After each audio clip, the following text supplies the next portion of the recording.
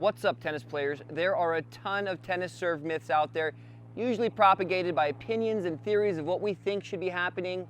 Some of these opinions might be holding you back from more power and consistency, from getting more power and consistency on your serve.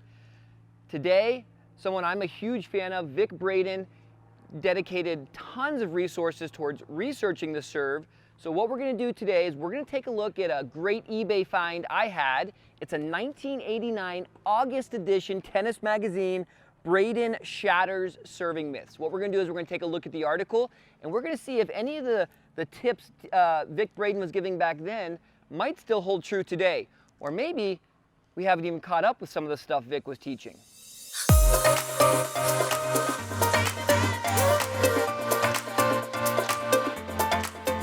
Okay, we're going to start with the ball toss. Vic liked a low ball toss. He argued that the rate of gravity, a ball falling is going to drop at the rate of 32 feet per second squared, and that the higher the ball toss is, the faster it's going to go through your contact point. This makes a lot of sense. Vic also said that the contact point's only about 18 inches out of your outstretched hand. You're not getting any higher than that anyway, and you don't need that much time to load your body. So why not have a lower ball toss that stays in the hitting window longer, that allows you to be more fluid and keep your racket moving?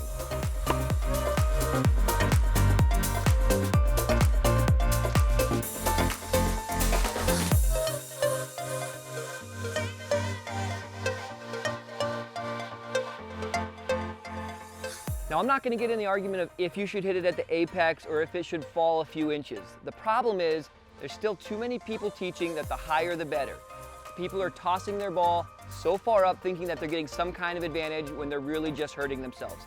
So try to keep your ball toss as low as you can and keep your racket moving, and you should have some success. Okay, the next few areas of the article cover a lot about what's known as the traditional trophy position, where the arm goes straight out and the racket comes back and traces and comes up on edge, and then that elbow drops. Vic actually had some inside information on the design of the trophy and knew that it was designed to be aesthetically pleasing, not for efficiency. So what he talks about on this is that when you do bring your racket back, you want to bring your arms back a little bit together so that your upper body coils. So instead of separating the arms, tossing out in front and bringing the racket back behind you, you want to bring your arms back together. And as we see, a lot of great servers these days will have their arms come back parallel at the baseline, and then they kind of arc that ball out in front. So if you're a trophy position guy where you're tossing straight out, Vic would say you're losing a lot of power because you're not coiling your body segments. The shoulders more than the hips, more than the knees, more than the feet. Okay, also debunking that same myth of the typical trophy position where you're taught to bring your racket back on edge in this way. Vic thinks you should probably try to bring your racket back with your knuckles up and your palm down. It's going to keep your arm looser, and it's going to allow the next position that we want you to get to happen much more effectively. Now, I can think of one player in particular who takes their racket back with their knuckles up and their palm down. Maybe you know him. Maybe you know him. Anyway, you can actually try this drill where you just start from here with your knuckles up, keep your arm loose, and then bring your racket over your head and hit a serve. So I'm sure many of you have heard about the back scratcher, just forcing the racket to your back and then approaching the ball from that angle. That's just not going to help you hit the serve hard or consistent. Vic, using cherry picker views and biomechanical analysis, found out a long time ago that the racket actually needs to pass away from the back. That's why in the article he talks about the next two key positions of the racket coming over your head in what he calls the salute position, and then what he says, don't scratch your back, actually come around, scratch your friend's back.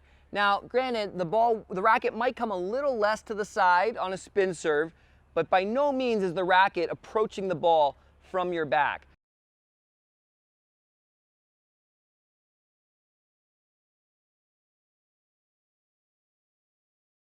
So go out and just try to see if you can get more of a lasso feeling. You could even do a drill where you just kind of feel like you're side arming the ball more out to the side.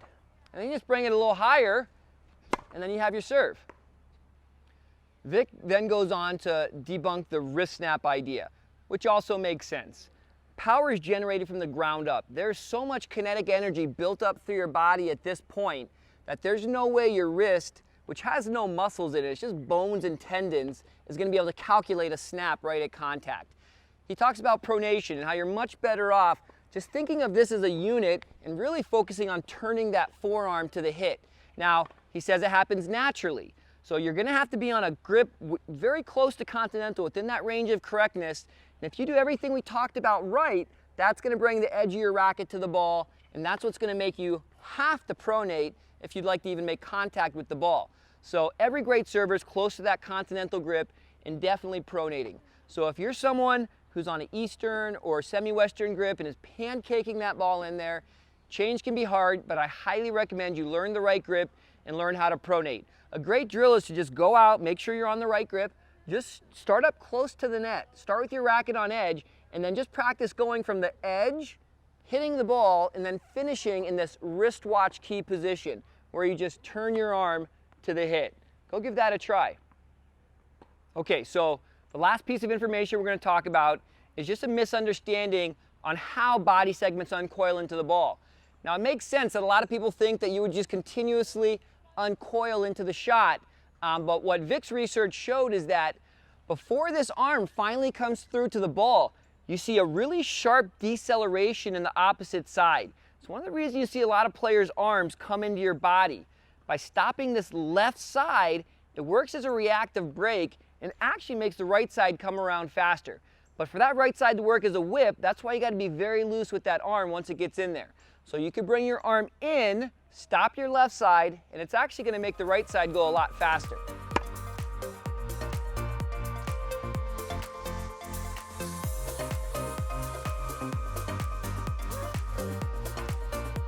I can definitely say that the success I've had as a tennis pro getting people to hit the ball better is largely in part to the dedication and research from Vic Braden way back in the 80s. Thank you, Vic, for your information. If you liked the video, please hit the like button, please subscribe to the channel, and we'll see you next time.